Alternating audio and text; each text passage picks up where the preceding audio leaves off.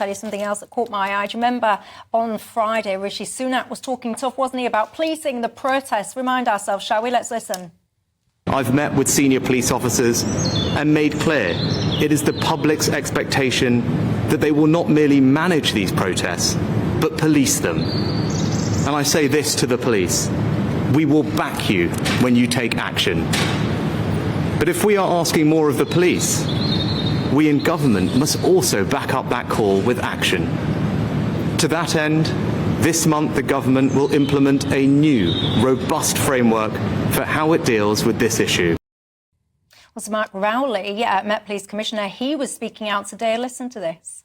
We're obviously operating in a very challenging political environment where tensions remain high and hate crime is still a long way above pre-October 7th levels. In this context of polarised public debate, I do think sometimes that we're the first people who are able to be labelled simultaneously woke and fascists. I fully understand the strength of feeling, but to suggest that we are not where the law permits, as the law allows, policing robustly is inaccurate. We have to police the law as it is, not as others would wish it to be. Well, I can tell you who wishes it to be different. Suella Braverman, listen.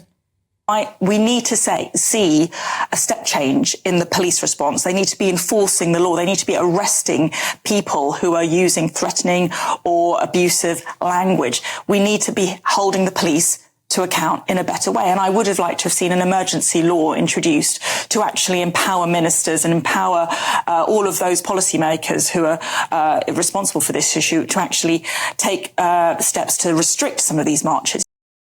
I can tell you, Daniel, apparently GB News revealed today that the police are not going to behave differently at all this weekend on this big planned protest that's set to happen in London. Where are you on all this? Well, I'm with the Prime Minister. I thought the Prime Minister's speech was very good. I thought he put his finger on a lot of concerns that a lot of people have, and I thought he delivered it very well too. Obviously, Sir Mark Rowley is not really listening, and that goes to the heart of who is accountable for policing in this country. He's responsible directly to the Mayor of London, who sets the policy as Police and Crime Commissioner for London, and he's responsible to him. He's not listening, obviously, to what the Prime Minister said. There needs to be some thought given to, whether this can go on. At the same time, I do understand the police. Police want a quiet life. They want to manage this. They don't want any trouble, so they let people get away with, not with murder, but with things that, are not really acceptable. And they let them get away with them, but it's not what people want to see. And I think these marches, some of which now have become completely unplanned and sudden, strikes on. They're not sort of, you can plan for it.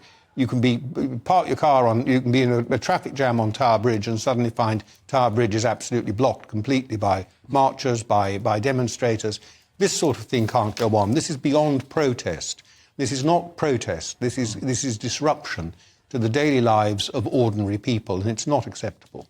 Yeah, I wouldn't say, though, our police are looking for a quiet life. It is a tough job, and I would agree with Sir Mark Rowley insofar as pointing out that we are, unfortunately, living in very polarised times. That said, something to pick up on there, also what Sir Mark Rowley said, was the importance of policing the law. And I think there are fair-minded people in this country who've looked at their television screens in recent weeks and they've seen plenty of examples, frankly, where the police have not intervened, they've not policed the law. Anti-Semitic tropes being projected onto the front of Big Ben is just one example. We've seen statues that have been defaced, we've seen the cenotaph that's been scaled also by protesters, and you can see often police just standing by and watching these things happen. So I think it's one of those cases, Michelle, where we need from the police commissioner, don't tell us, show us that you not only can police by consent, which is something very special we have in this country,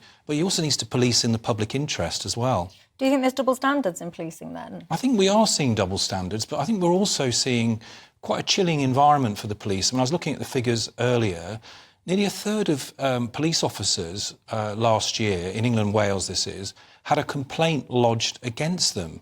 So there's something going on, I think, in our society that perhaps where police do step in to try and police the law, they feel that they are potentially going to be on a misconduct or gross misconduct charge.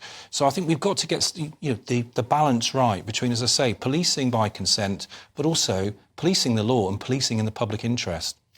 You see, people will say about double standards, Daniel, because there was those 3 women who had the Hamas paratrooper images. They had them on their jackets, they had them on these placards and all the rest of it, and they were not sent to prison.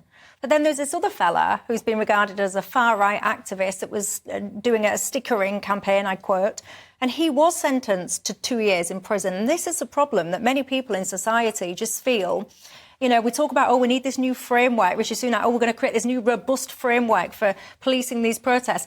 There are so many protesters that go into central London to protest that they are immediately clamped down on by the police. There's no new laws required, seemingly. There's no new frameworks required, seemingly. So this double standard is something that infuriates many people. I think that's right, and I think the reference to hate crime there that we heard the Commissioner make was slightly troubling. You know, the fact is that Hamas is a proscribed terrorist organisation, and support for Hamas is contrary to law. Whereas an awful lot of the hate crimes that the police go around giving informal warnings about are not really crimes at all. And when they get to court, if they ever do, they turn out to collapse. Yeah, and some of you might have seen that viral video. It's gone around, actually. There's one Jewish man, apparently in London, is surrounded by loads of pro-Palestinian protesters. And these Palestinian protesters are basically saying, we should beat you up to the Jewish guy. And guess what? There's a couple of police officers stood literally arm's distance away from all of this, not intervening at all. I mean, it's not quite right, is it?